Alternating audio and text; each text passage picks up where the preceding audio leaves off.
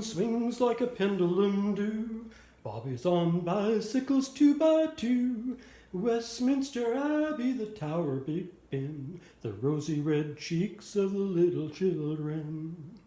Now, if you huff and puff and you finally save enough money up to take your family on a trip across the sea, take a tip before you take your trip. Let me tell you where to go.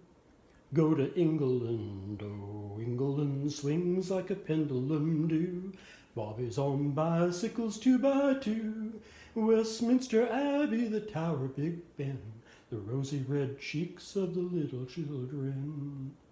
Mama's old pajamas and your papa's mustache, falling out the windowsill, frolic in the grass, trying to mock the way they talk, fun but all in vain. Gaping at the dapper men with derby hats and canes. Oh, England swings like a pendulum do. Bobbies on bicycles 2 by 2. Westminster Abbey, the Tower, Big Ben, the rosy red cheeks of the little children. England swings like a pendulum do. Bobbies on bicycles 2 by 2. Westminster Abbey, the Tower, Big Ben, the rosy red cheeks of the little children. Well, the reason I was singing that song is, one, I like Roger Miller, and I've always kind of liked that tune. And the second is, today, being it's only 41 days until Christmas, so you better get your shopping done quick, we are going to make what my mother always made for Christmas breakfast. Christmas morning breakfast. We had it other times during the year too, but always could count on Christmas morning waking up to English pancakes. Now, English pancakes are very much like a crepe, so you'll enjoy these. We used to make them, and then they're very thin, and we'd put jam on them, or sugar and lemon juice, or whatever you want, and you roll them up just like a crepe and eat them. So let's get started. First thing we are going to want is a cup, 1 1/3 cups of white flour. Next, we are going to want 2 eggs.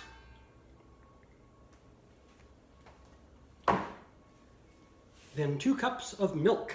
You want to do this in the morning after you've milked the cows, so you have plenty of milk available.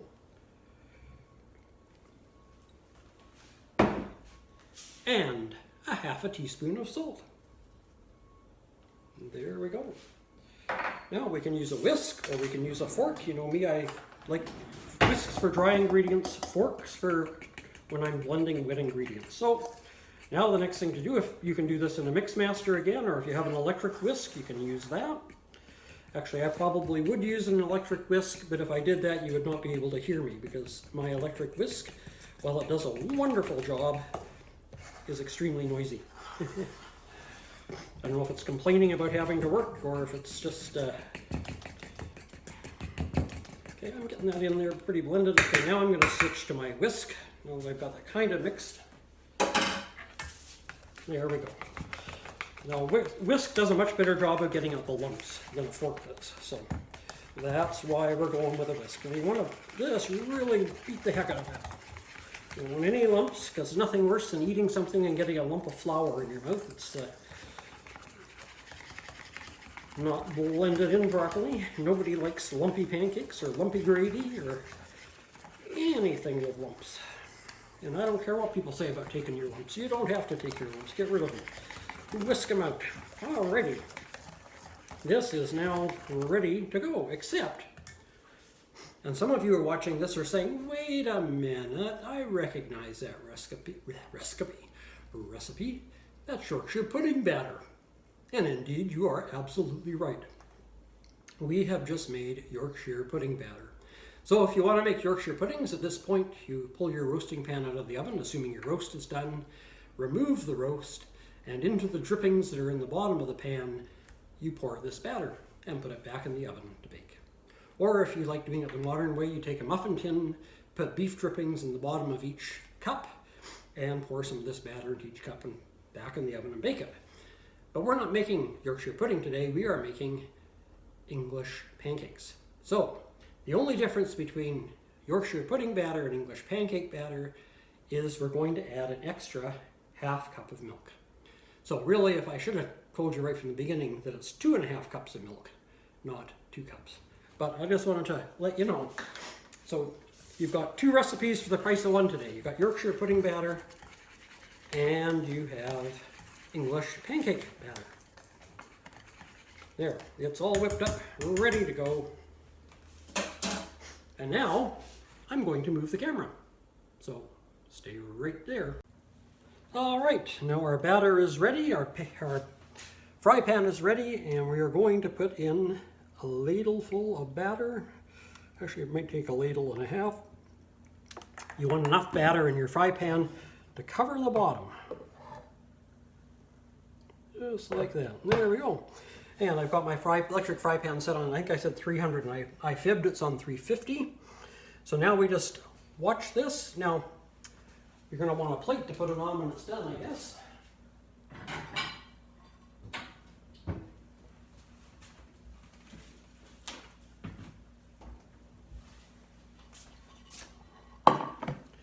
So as you can see, it usually starts cooking from the edges. Most electric fry pans have a hot spot, so you have to kind of watch for that.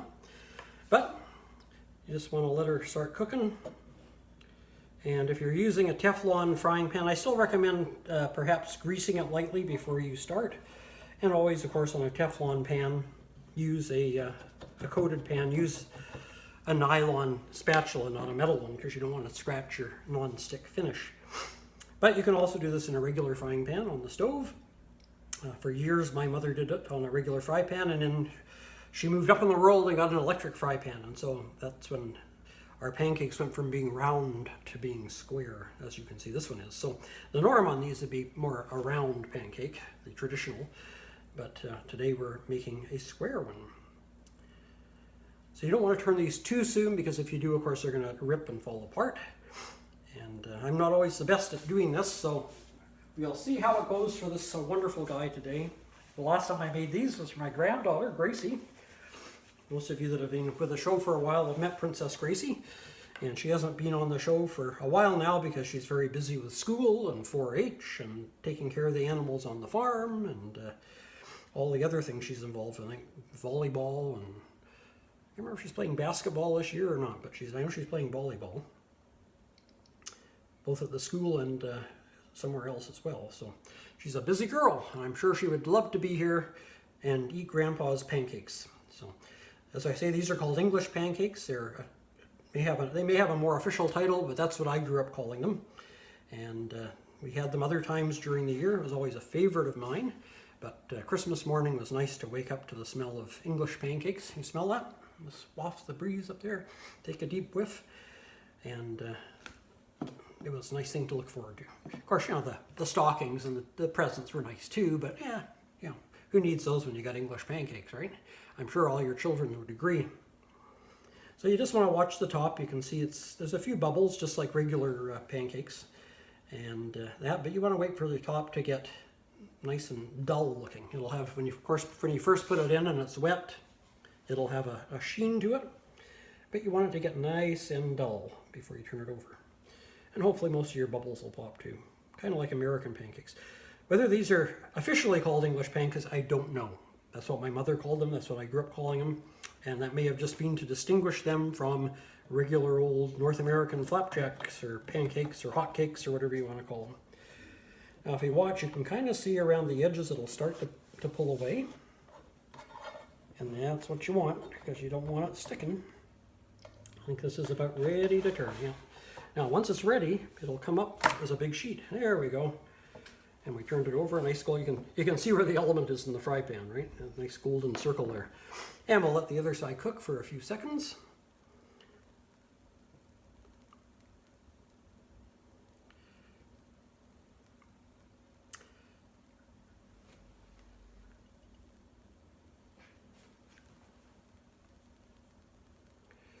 As I said, for those of you that are last minute shoppers, you don't need to worry, but for those of you who like to stay on top of things, only 41 more days until Christmas, so you better be making up your list.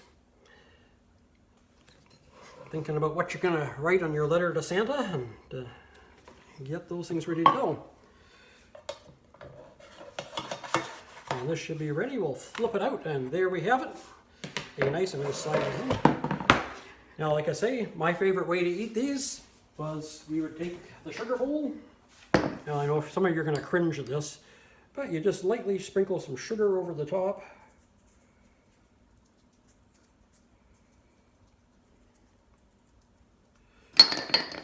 And then, do I have some lemon juice? Yes, I do.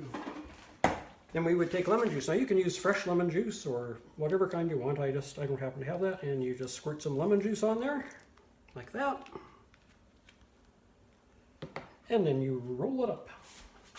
So here we go. Now, if I was being polite, I would use my knife and fork to roll this up. And there we have it, an English pancake. And you're going to get to see me do something I don't usually do. So hang on there, we're going to tilt this up. And I'm going to get down here on my knees so you can see me. And it's not too often you get to see me sample the finished product, but here we go. Oh, that's so good.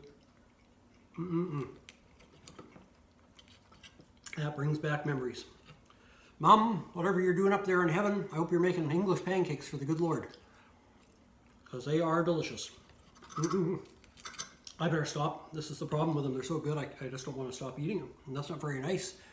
You're sitting out there without any, and I'm sitting here stuffing my face. So that's our recipe for today. English pancakes, something to make, very easy to make. What do you have? Flour, milk, eggs, and salt. That's your ingredients. So only 4 ingredients. And quick to whip up the batter. And there you have some lovely pancakes for Christmas morning. So I can't, my memory, my poor old memory has gone blank. I don't remember now who it was that asked me to make some Scottish and Swedish Christmas treats. This is an English Christmas treat, I guess, in a sense. No, I don't know if all English families share in this tradition, but mine did, so there you go. And before we sign off, Glennis, my dear wife, wherever you are in the wilds of South Africa, chasing the big game, with your camera, of course, I miss you, I love you, look forward to you being home next week. And for the rest of you, I'll see you on Friday for the shout-outs and Corona of the Week. And until then, take care, stay safe, and God bless.